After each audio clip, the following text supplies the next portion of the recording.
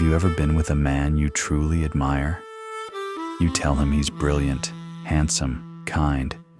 You watch him succeed at work, and you praise him for it. You see his strength, and you celebrate it. And for a moment, he seems to absorb it.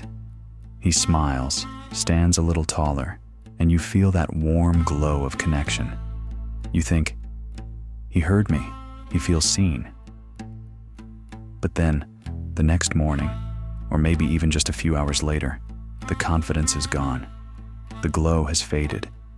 He's asking you again, in 100 different ways, if he's good enough. He'll recount a story from his day, pausing at the end, waiting for you to tell him how clever he was. He'll put on a new shirt and ask if it makes him look fat. He'll do a simple favor and then linger, waiting for a chorus of gratitude. Suddenly, you feel exhausted. It's like you're pouring all your love and admiration into a bucket, but the bucket has a hole in it. No matter how much you pour, it's empty by morning. Why does this happen? Why does your praise, which is so genuine, seem to evaporate the moment you give it?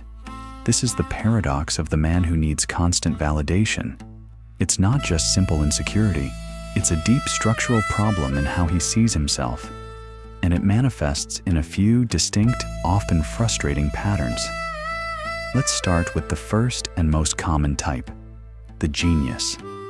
This is the man whose entire sense of self is built on the foundation of being smart, competent, and intellectually superior. He doesn't just want you to think he's intelligent, he needs it, like oxygen. When you're with the genius, conversations often feel less like a dialogue and more like a performance. He's not just sharing an idea, he's delivering a TED Talk over dinner. He'll explain a concept you already understand, but with immense detail, using jargon he knows you won't recognize, not to teach you, but to create a dynamic where he is the expert and you are the student. He'll talk endlessly about his triumphs at work, but listen closely. He isn't just sharing his day.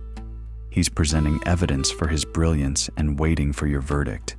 A simple, "That's great, honey," won't cut it. He needs to hear why it was great. He needs you to say, "Wow, nobody else could have figured that out. You're on a completely different level." Anything less feels like a dismissal. The psychological root here is a deeply ingrained belief that his worth is conditional. It's not inherent. It's earned through intellectual achievement. So every single day is a new test, and you, his partner, are the primary judge. His validation seeking isn't about ego in the way we typically think of it. It's about fear. The terrifying, unspoken fear that if he's not the smartest person in the room, he's nothing at all. But of course, intelligence isn't the only stage for this. Performance. There's another, equally demanding type, the Adonis. The Adonis isn't necessarily a classic model type, but his self-worth is inextricably linked to his physical appearance and attractiveness. While the genius needs his mind validated, the Adonis needs his body to be worshipped. This man will fish for compliments in ways that can feel both transparent and a little sad. He'll come back from the gym, flexing in the mirror, and say something like, "I feel so out of shape today," a clear invitation for you to rush in with, "What are you talking about? You look amazing." He'll ask you, out of the blue, "Do you still find me attractive?" And the question is loaded with so much anxiety that a simple yes feels insufficient. You have to perform your attraction for him. You have to prove it. This isn't just vanity. It's a defense mechanism against the terror of aging, of becoming invisible, of losing the one currency he has learned to value above all others. He's not asking if you love him. He's asking if he's still visually appealing enough to deserve love. Every gray hair, every new wrinkle, isn't just a sign of aging. It's a crack in his fragile identity. Your role in his unconscious mind is to be the mirror that always reflects a perfect image back at him. When you're tired or distracted, or simply don't notice that he got a haircut, he doesn't just feel overlooked. He feels a primal panic, as if his very existence is fading. His questions aren't really questions. They are pleas. Please tell me I'm still relevant. Please tell me I'm still worthy of desire. And just when you think you've reassured him enough about his mind and his body, you might encounter the third type, which is perhaps the most emotionally complex of all. The hero. The hero doesn't need to be the smartest or the most handsome. He needs to be the best. He needs to be the good guy, the protector, the one who saves the day. His identity is built on being indispensable to you. He will perform grand gestures of helpfulness. He'll fix that leaky faucet you mentioned weeks ago, or he'll stand up for you in a minor disagreement with a friend. And afterwards, he will wait. He needs to hear more than a thank you. He needs to hear, "I don't know what I would do without you. You are my rock. You saved me."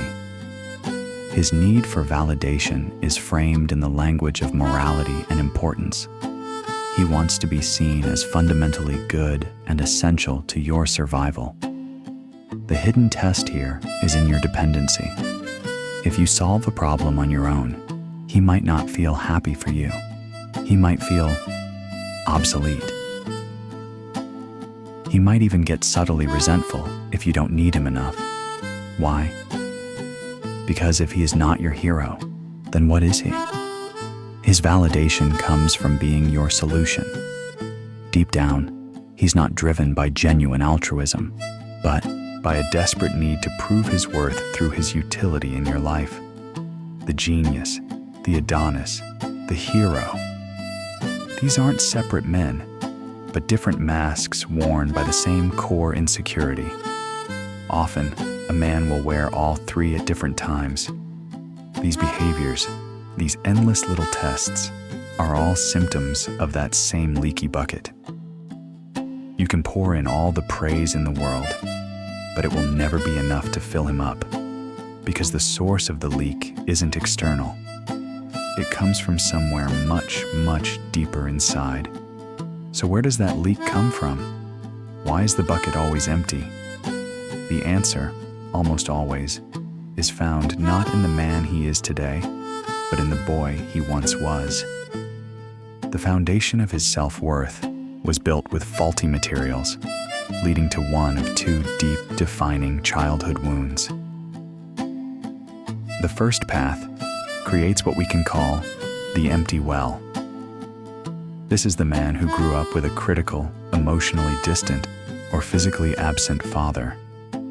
As a boy, he was starved for affirmation. He would bring home a perfect report card, and his father would grunt and ask why he didn't get extra credit. He would score the winning goal, and his dad would point out a mistake he made in the first half. This boy learns a devastating lesson. Nothing he does is ever good enough to earn the one thing he craves most: his father's unambiguous approval. He grows into a man with a deep, cavernous well inside him, where that paternal validation should be. And unconsciously, he turns to his partner to fill it. When he asks you if he did a good job at work, he isn't just a man asking his partner for support. He is the little boy, holding up his drawing, desperate for the father who never said, "I'm proud of you." Your praise is like rain, but it can never fill a well that was dug for a specific spring that has long since dried up. It provides temporary relief, but it never reaches the bottom. But there's another path, equally damaging, that leads to the same destination. This man isn't the product of neglect, but of a different kind of distortion.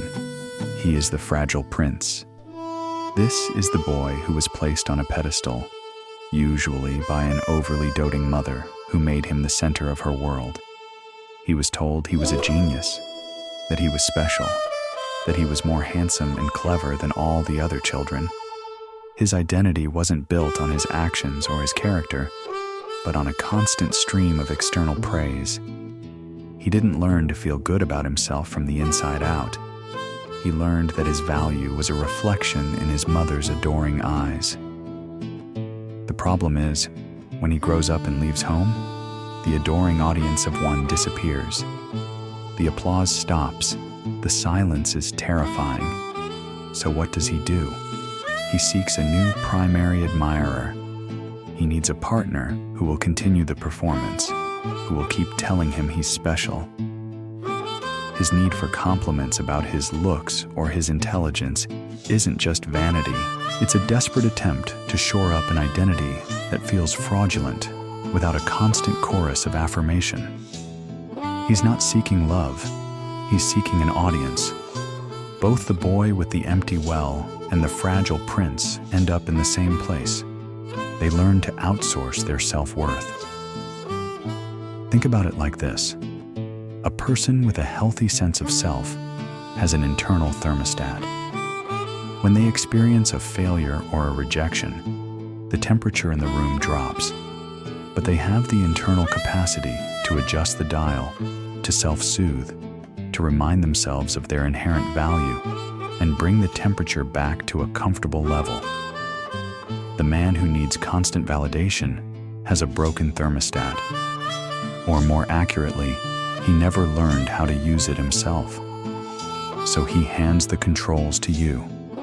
He makes you his partner, the sole regulator of his emotional well-being. This is the hidden contract of the relationship. Your job is to constantly monitor his emotional temperature and make adjustments with praise, reassurance, and adoration. And here is why it can turn so dark. When you are tired, when you have your own struggles, when you simply fail to notice that he needs a boost, you're not just failing to give him a compliment. In his mind, you are letting him freeze. His sudden anger, his dramatic sulking, his accusations that you don't care, it isn't just emotional manipulation, though it feels that way. It is the raw panic of someone whose entire system for feeling okay about himself has just been switched off, and he's blaming the operator. He has delegated the most fundamental human task, the creation of self-worth, to you. And it is a weight no partner can, or should, be expected to carry. The genius needing his ideas validated, the Adonis needing his beauty confirmed, the hero needing to be indispensable. They are all just different strategies to get you to manage his internal state for him, because he is terrified to do it himself. It is a life built not on the solid ground of who he is, but on the shifting sands of what you think of him. After hearing these origin stories, the son with the empty well or the fragile prince, which pattern do you recognize in the man in your life, or even in yourself? Recognizing the pattern is the first, most crucial step toward breaking it. Understanding the why behind the leaky bucket doesn't excuse the behavior, but it does give us a map to the source of the problem. It transforms our frustration into a deeper, more complex kind of empathy. I'd really appreciate it if you hit like, subscribe, and hit the bell. We explore these patterns not to judge, but to understand ourselves and each other on a much deeper level. Thank you for joining me on this exploration.